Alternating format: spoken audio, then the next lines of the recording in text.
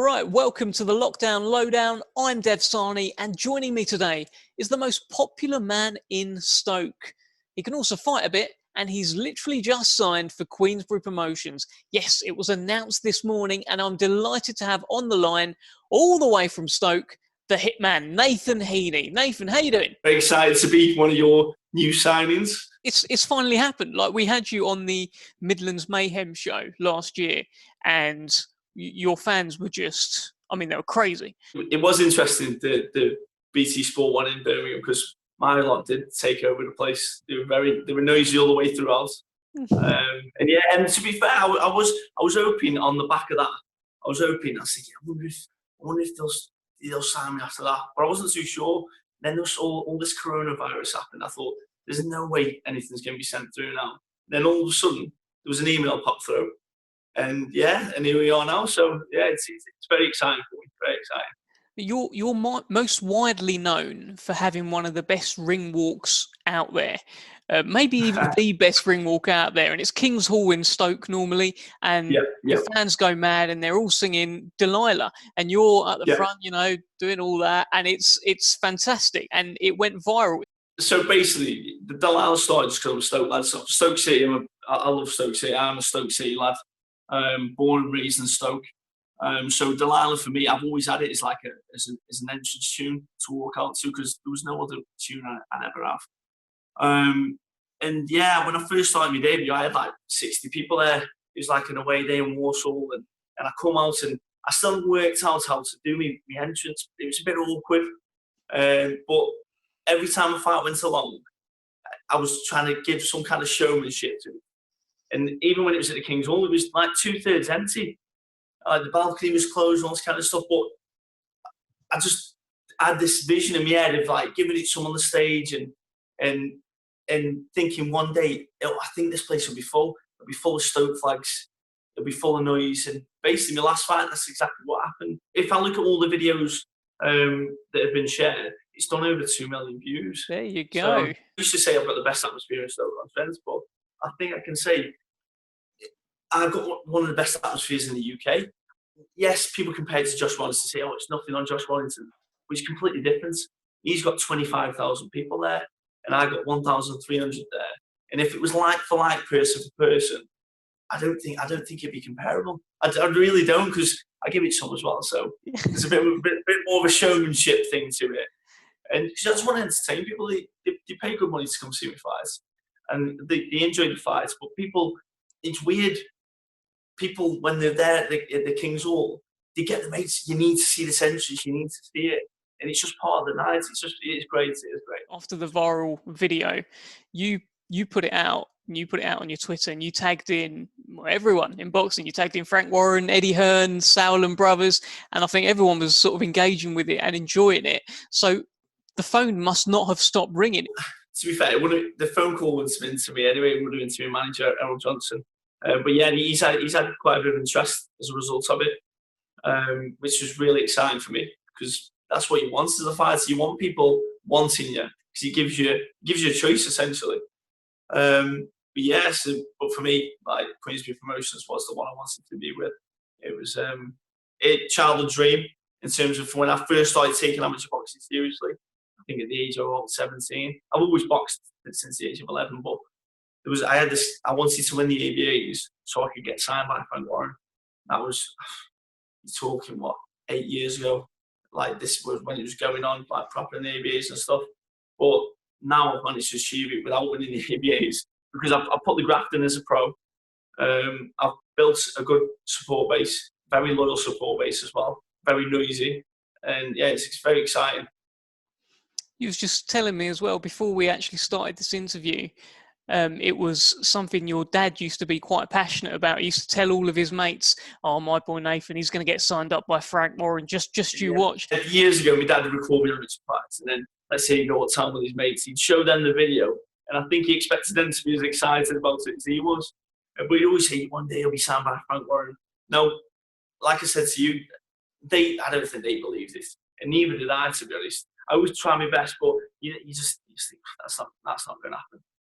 But yeah, so when the opportunity came to do it, it's fulfilling one of my dad's little wishes. Your last fight, you got an IBO Continental title. You managed to squeeze in a fight just before lockdown, didn't you? That was lucky. Yeah, 4 days. 4 days. And it's if the fight had been 4 days later, the show wouldn't have happened. I wouldn't have won the title. The viral video wouldn't have happened. I don't even know if I'd be speaking to you right now, Dev. Like it's very the fortunes fell into my favour for once anyway. Like it's weird as a pro. It's just I'm just loving it.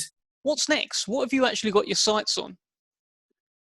For me, we all want the British title, don't we? I think probably my first fight I might be defending my IBO. I'm not too sure. It'd be interesting to see what kind of plan you guys have got for me. But if we had a British title fight, let's say a year down the line, we don't know where we could fight either. There could be some really interesting places we could fight in. Because I think in Stoke, there's a real people are really looking up to me and really supporting me, and they really do believe I can do stuff. So there is added pressure. I don't want to lose because there are people that are looking up to me, and I want to do my best for them to make them proud. I'm a proud lad from Stoke-on-Trent. I'm proud of the potteries. I was going to stick some oatcakes up on that just to make sure it's proper Stoke. But have you ever had an oatcake, mate? I don't think I have. No, I've beautiful. Got that. Does that count? Bloody hell. No. Protein flapjack. That's probably nothing like that, though. It's not that. You stick bacon or you stick some sausage on it. It's good. A proper Stokey delicacy, that. Wow, yeah. It sounds like cholesterol central as well. Yeah, it's not good. It's not good. Last time we spoke, anyway, you were a PE teacher. Is that still happening? I still am a teacher. To be fair, prior to speaking to you, I've been marking all morning because the students are off, but we're still getting all the work in. We're still doing all the marking. But as a result of obviously this signing now, I have got to review what I'm going to be doing at the college. I will still be working at the college because I love working there. But my manager is very supportive, and he knows that I could just, if I need to drop down a day here or there, I certainly can do. Tell me, you're a real people's person, aren't you? And you can tell that from your fan base, the passion that your fans have towards you. How are you coping in lockdown, not being able to really see your mates or get out and about? For me, I've really enjoyed this lockdown.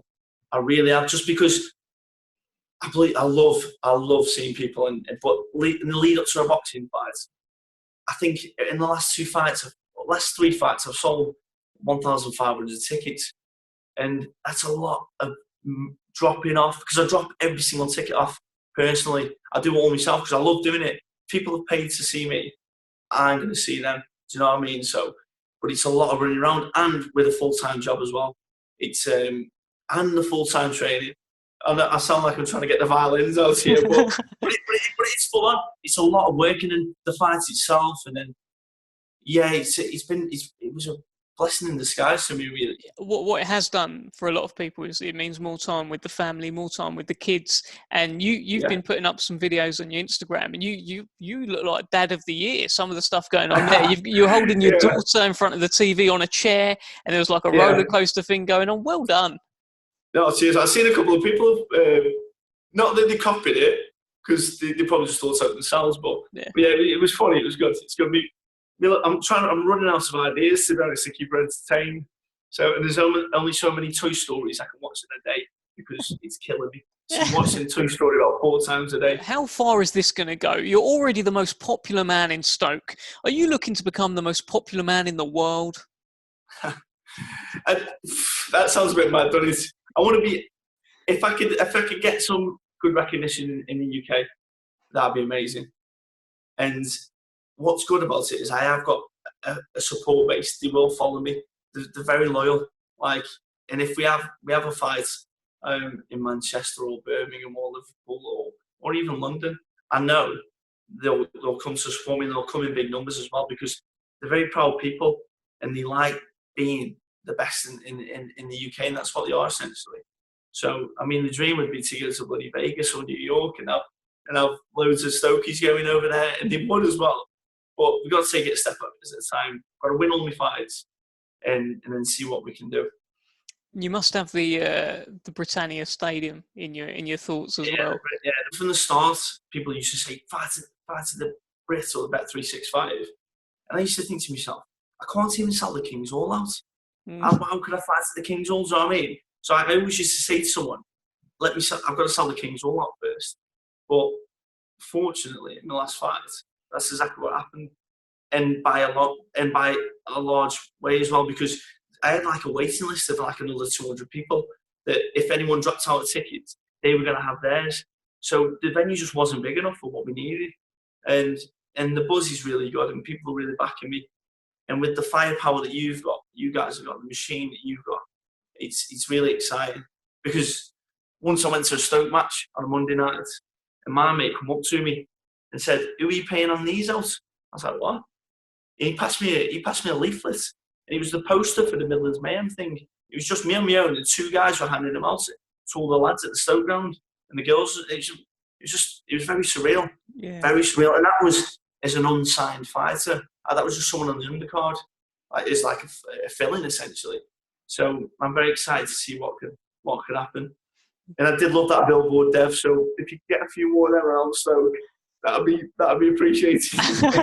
I'm sure that's all part of the plan. Look, on the stadium fight thing, I'll point out when Josh Warrington signed for Frank Warren, he wanted to fight at Elland Road. He got to fight at Elland Road. Carl Frampton signed to Frank Warren. He wanted to fight at Windsor Park. Frank the Magic Man made it happen. Now you're signing up and you're saying eventually you want to fight at that stadium. No pressure, Frank. No, there's no pressure, but there's no pressure. Well, there is pressure on me. But if I win and I keep winning, we could fill it because we're a very proud city. We're very proud of what comes out of this city, and it's just I think if I was to do well, we could definitely fill the place. I know we could.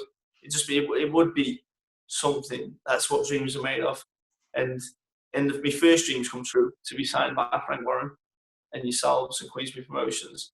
So there's no reason why another one can't come true. But I've just got to put the work in and make sure that I can actually get that achieved. It's pointless me losing in my second fight. I've got to put the graft in. Luckily, I can fight, and we'll just see what you guys can sort out for me.